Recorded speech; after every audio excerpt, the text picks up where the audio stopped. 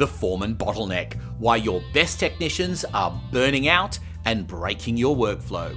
Join passionate automotive trainer and coach Andrew Uglow as he tackles the hidden epidemic of the can you just culture in service departments. In this episode, you'll learn why diagnosing the Foreman Bottleneck is the key to department efficiency, discover the 131 framework for decision making, and understand how to transform your rescue workers into true leaders who drive growth rather than just putting out fires.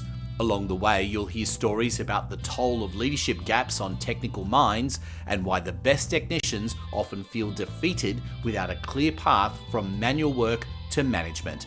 I'm your co-host Anthony Pearl, and this is the Frictionless Workshop podcast. Let's get cranky. We've got to talk about this whole issue of the bottleneck that happens around foremen, because it is a problem, and who's to blame and where the problem lies.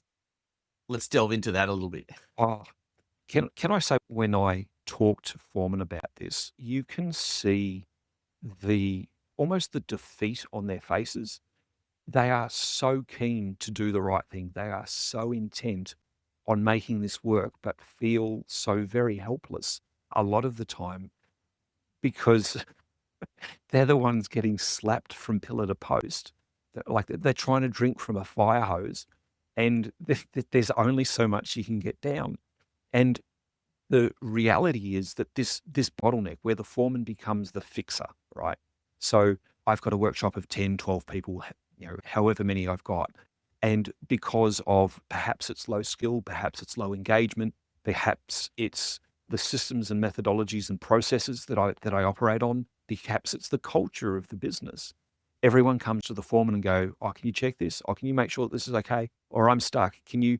And so when I'm the foreman, I get the "can you just?" And it's almost like it's one word. "Hey, Andrew, can you just?" And it's like 12 justs, one after the other. It's just not manageable. And that's just the workshop floor. That doesn't count all of the other drivers, the sales inquiries, the service advisors, the service managers, all these other things that are going on. And so the foreman is now the fixer, and he's running around like the proverbial chicken missing its head and just trying to cover all this stuff. I guess let's paint the picture that I think for people, because it's easy to say bottleneck, and I wonder whether some of them actually even realize that that's what's happening. So what does a bottleneck look like in real time? It looks like work not completed on time. Everything gets stuck on the foreman's to-do list. And so the foreman is held accountable for a lot of other people's responsibilities when they shouldn't be. And the foreman hasn't been taught how to, I'm going to use the word push back, which is probably the wrong term, but that's kind of what needs to happen. As in, no, this is your responsibility, you need to fix it. Or they need to have a strategy for encouraging the person that's handing off their responsibility to not hand off their responsibility, because ultimately that's what's causing the bottleneck. The foreman is one person. They've come out of a world where they are the technical guru. And so when you're just responsible for you and there's a lot to do, what do? Well, you double down, you go harder, you find shortcuts, you find means and methods, you discover hacks, you pay attention to patterns and things that facilitate you being more effective. You buy better tools, you do all of these things to make you more effective and efficient. But when you're responsible for a team of technicians, that doesn't work anymore, because you cannot possibly double down hard enough. You cannot push harder. You have to learn how to delegate. You have to learn how to sort priorities. You have to learn how to push back on people that are shirking their responsibility. And no one teaches them how to do that. And can I offer some of the less HR-friendly ways that I've seen it done?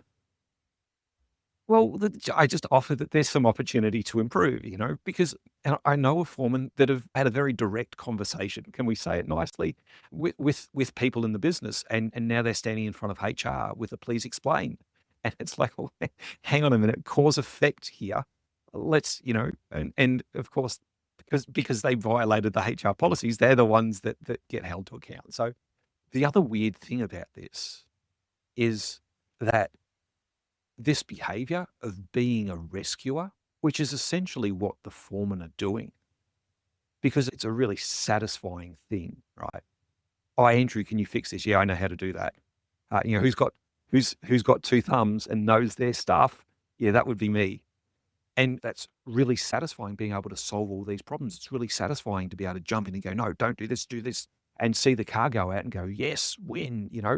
And that gets rewarded, but it's the wrong reward. You're rewarding the wrong behavior. And so whatever you reward gets repeated. And so there's this uh, vicious cycle at play where the foreman goes harder, so more stuff gets put on their plate. So they go harder, so more stuff gets put on their plate.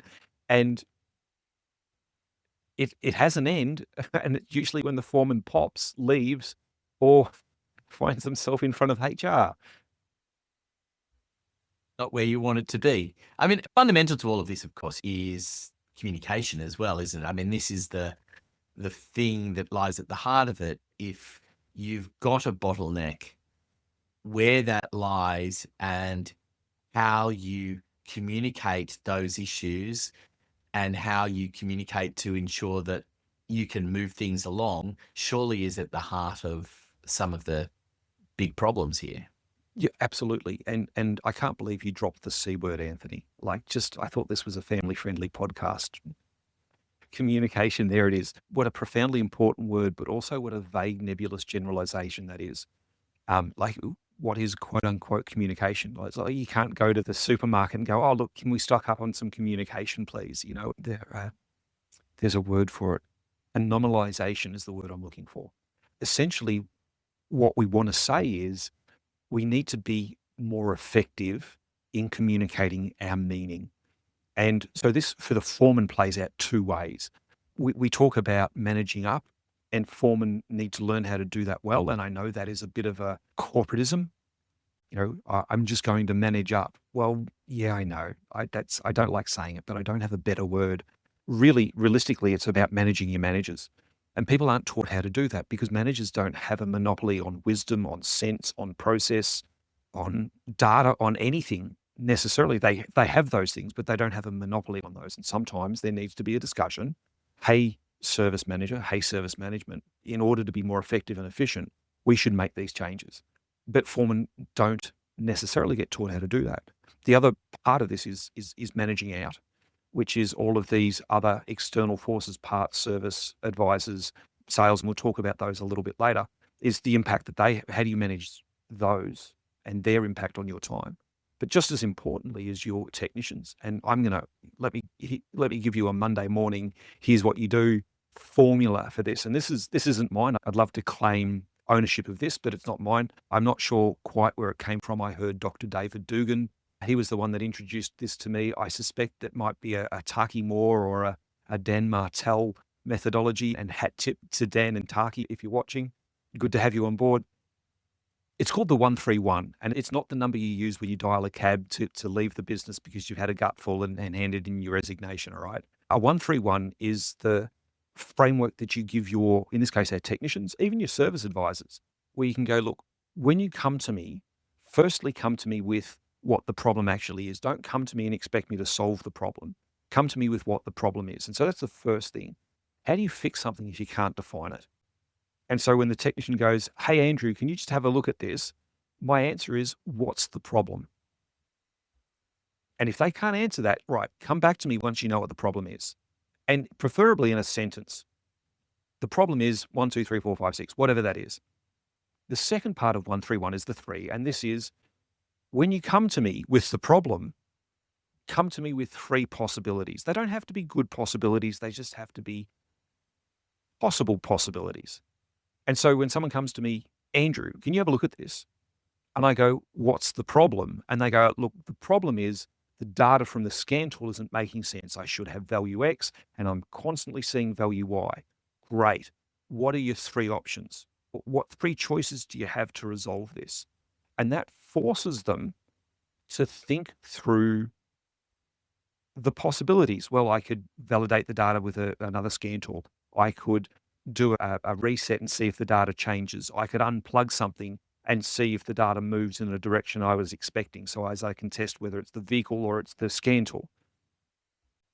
It also takes me as the foreman out of the loop. It stops me from being the rescuer. It stops me from rewarding myself and going, oh, I know what that is. Now, sure, if it's a simple fix, give them the simple fix. But you can give them the simple fix after they've done their 1-3. Because this way, it's the response. We don't hire technicians for their stunning visual, right? We hire them to get stuff done. And so if they're not getting stuff, that they're shirking their responsibility, well then no, that's not why you're here. I could pay a mouth-breathing, knuckle-dragging, forward-sloping Neanderthal to come and shirk responsibility. I could get someone who is entirely untrained to shirk responsibility. But we're paying you and training you, so take some responsibility. The last one, which is the one, so I've got my 1, what's actually the problem? 3, what are the possibilities here? What could you do? If you were to pick one of those 3, which one would you pick? Now, if it's wildly wrong, this is where coaching comes in, which again, foremen aren't taught. But I could then coach them and go, well, there's these challenges when you pick that solution. What about this solution? What do you think of that? And I'm engaging the person's brain. I'm not just mama bird hand feeding the chicks, the little baby birds that make the loudest squawking noise, I'm now in a position where I can start to meaningfully develop my team rather than have my team be entirely dependent on me and me being headed for burnout. The Frictionless Workshop podcast is brought to you by Solutions Culture. For details on how to get in touch with Andrew, consult the show notes below. And don't forget to subscribe so you don't miss an episode. Now, back to the podcast. What's interesting about that as well is that when you come in and you have those teaching moments, you also have a different perspective, right? Because the technician's going to have the perspective of just on the one small area, but hopefully the foreman has more of an overall perspective. So in simple terms, if one of the potential solutions was to go and buy a particular part, now they can recommend that they go and say, we're just going to buy one of these parts, but the foreman might have an overall perspective and say, actually, this is a common thing. It's cheaper for us to go and buy 10 of them. And therefore the solution let's solve by the problem 10. before it occurs. And I think it's an important aspect of all of that. So it might well be that the recommendation may be right, but there's another perspective on it, which makes it, can take it to another level as well. So it's about communicating in the right way so that you don't offend people one way or the other, but you grow together. Yeah, well, you can say some really hard things really, really positively. You don't have to, involve non-HR compliant methodologies. But again, this is a skill. This is something that you get taught. This is something that you know or you don't. And if you don't know, you don't know that you don't know, kind of thing. So we go back to what we spoke about in a previous episode about the foreman capability gap. That's part of the gap. If I don't know how to have those really tough conversations and go, look, you're underperforming here. We didn't pay you for your stunning visual. We're grateful for the stunning visual, don't get me wrong, but you're not here for that reason. You're here to produce. You're here to look after our customers. You're here to make cars work properly the first time. And sliding your responsibility off onto me is not how that works. The flip side of this is, and I'm a big fan of fix a problem before it happens. Be proactive as much as possible. Where there is a known issue with the vehicle, prime the tech. Hey, Anthony, here's your job. So this would be the foreman controller. Or if it's just the controller, if you've got 2 separate roles, the controller would go, hey, Anthony, here's your job. There is a bulletin on that. Make sure you look it up. The number's written on the back. And so now you're primed with the information that you need. Absolutely. Well, I just want to continue this a little bit further because in this bottleneck, you've also got the service manager. So is there a risk that the service manager is potentially rewarding the bottleneck rather than assisting with it? Kind of, yes. And it's done with the best of intentions. So the service manager rewards the foreman by giving them the jobs that the foreman loves, which I know that's counterintuitive, right? You give the most technically demanding jobs or the most technically obscure jobs to the most technically skilled person in the business. And there's nothing inherently wrong with that. But there are times where that should not be the case. It should be given to someone to stretch them, to allow the foreman to coach them through it so as they can learn the skill as well, rather than just, well, we'll give it to the foreman, we'll give it to the foreman, because the foreman isn't available all the time because he's busy doing all the other things that foremen need to be doing. And so that, because it is a reward, it's a, hey, Andrew, because you're such a gifted technical person, here's a great job for you. And foremen love this stuff. Like it's the, I did some technical training recently. We were sitting around having a beverage at a venue, and the discussion came to, what have you seen on this, or have you seen this problem? And there is a real prestige that comes from being able to solve those crazy, weird, bizarre problems. And so it works out twofold. One, people listening learn stuff, which is arguably the most important, and I would offer a big reason why it's shared. But also there's a little bit of, hey, look what I solved kind of thing. And that matters, that's prestige, that's social value for the foreman. And so I'm not suggesting that you give the foreman basic services. I am suggesting that you want to think about the sort of work that you have your foreman do. And where you can, because workshop planning, and this gets back to the service manager and service management, where you can plan for some of these jobs to be given to the next best guy or the next best guy, and schedule the time for the foreman to go and help them, coach them. Don't tell them, but 1-3-1 them so that they can get that experiential learning that you so desperately need in your business. Just to wrap this up, is there something or some things that can be done to try and take the pressure off the bottleneck that are nice and easy without kind of completely blowing things up? Sure. The last thing you want to do is lose your foreman, right? Even lose your foreman for a day, is quite painful, financially, emotionally, all that sort of stuff. So a couple of things. A good process, and this really falls into the service manager's lap, but it's not solely up to the service manager to come up with this. This is where good team meetings, where the foreman and the technical team, foreman and the customer facing team, total workshop team sit down, put their heads together and go, hey, this is driving me nuts. This is costing me time. This is hurting my productivity. This is hurting my efficiency. Can we find a process for that? And so dealerships often, not always, but often have good process. And usually the ones with good process are the ones that have good foremen already. And so they do things like, any sales inquiry, like all inquiry from salespeople has to go through the front desk. Any fix it from the pre-delivery people has to show up on a repair order. It allows us to track the time. It allows us to allocate the time rather than, oh, Andrew, can you just zip down to pre-delivery and sort out they've got a car down there? So obviously you want to fix the car. Don't get me wrong. You want to do it in good time. Of course you do. But you've got to manage the foreman's time effectively. Not everything in the business is urgent, but arguably most of the things are important. And where they're not, well, have the foreman delegate that, but have good process, have good boundaries. And just as importantly, teach your foreman how to maintain their boundaries without finding themselves in HR. And I go back to, this is exactly the sort of content that we cover in the professional foreman method. Small, unashamed pitch. Andrew, instruction without triage, getting ignored. This is a big topic, to say the least, but give me an understanding of what that really means for starters. Okay, so let me talk about some of the origin of this. There are certain, and we've covered this in some of our previous podcasts, but there are certain things that show up when I have the opportunity to talk to foremen.